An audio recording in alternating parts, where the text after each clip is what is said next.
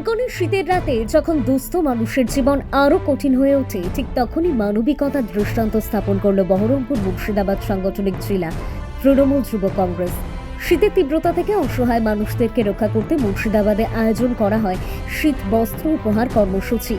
এই মানবিক কর্মসূচিতে উপস্থিত ছিলেন রাজ্যের পরিবহন মন্ত্রী শ্রী স্নেহাশিস চক্রবর্তী।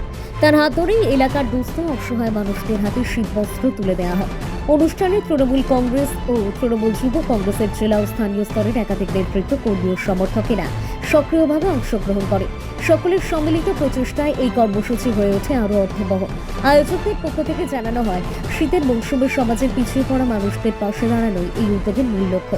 রাজনৈতিক কর্মসূচির পাশাপাশি সামাজিক দায়বদ্ধতা পালনের বার্তাই দিতে চায় তৃণমূল যুব কংগ্রেস।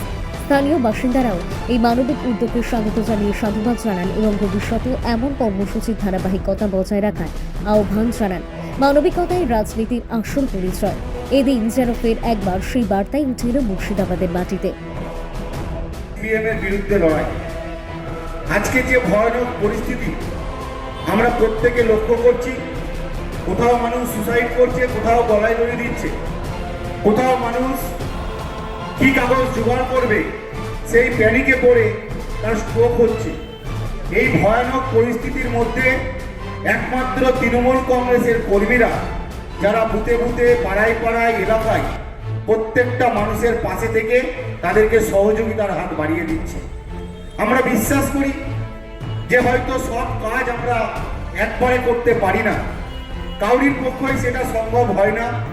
কেউ আমরা মানুষের কাজ করতে গিয়ে প্রত্যেককে খুশি করতে পারি না, কিন্তু আমরা যুব তৃণমূল কংগ্রেস, তৃণমূল ছাত্র পরিষদ সহ যারা শাখা সংগঠনের কর্মীরা, নেতৃত্বরা আছি, আমরা চেষ্টা করি সমস্ত সংগঠনের পক্ষ থেকে মানুষের কাজ করতে।